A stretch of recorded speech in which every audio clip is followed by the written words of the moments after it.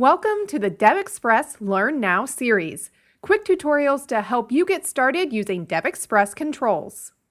In this video, we'll see how the Document Manager's Metro UI view helps you to create great-looking, streamlined Windows 8-inspired applications from scratch. So let's get started. Let's start Visual Studio and create a new Windows Forms application. The Metro UI view for the Document Manager is generally designed to run in full screen mode, so set the Forms Form Border Style property to None and the Window State property to Maximized. Next, add the Document Manager to the form. Open its Smart Tag, click Convert to Metro UI View, and run the Document Manager Designer. Switch to the Documents section and add 3 new documents. These are main non-visual objects capable of displaying application content. Now we'll go to the Tiles section. As you can see, 3 tiles are automatically generated, 1 per each created document. Let's switch to the Content Containers section. The tile container that hosts tiles is also created automatically. If we run the application now, we'll see 3 tiles inside of the tile container, and clicking each tile will display a related document. Okay, so let's get familiar with the content containers available in the Metro UI view. Delete the automatically created tile container and click the Add New Container button. Let's select the Page Group container. A page group contains multiple documents and displays only one at a time. Let's populate the page group with documents in the Navigation Tree section. Drag and drop documents from the corresponding panel to the page group. Now our page group contains all 3 documents. However, all the documents created are empty, which means the application won't start because content for the documents is required. Let's go to the Views section and open the Metro UI View's events list in the Properties grid. We'll handle the Query Control event to pass content to a document when it needs to be displayed.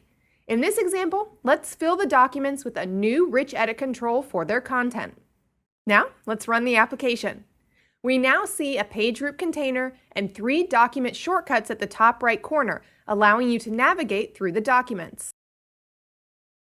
This same pattern can be used to create other content containers. For instance, a slide group, a container that displays all documents at the same time and arranges them in a single column or row. A scroll bar is available for scrolling through the documents, and on the navigation bars you can see 3 actions, each for a corresponding document, plus the Overview action, which displays the overview screen where all the documents are presented as tabs.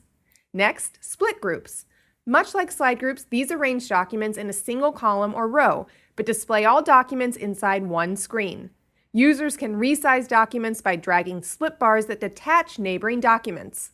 Note that the navigation bar actions function the same way as slide groups. And finally, a page, a content container capable of displaying only one document.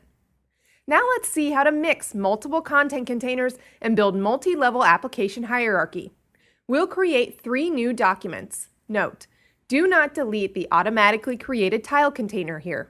Let's add 1 more container, for example, a page group, and go to the Navigation Tree section and populate the page group with documents.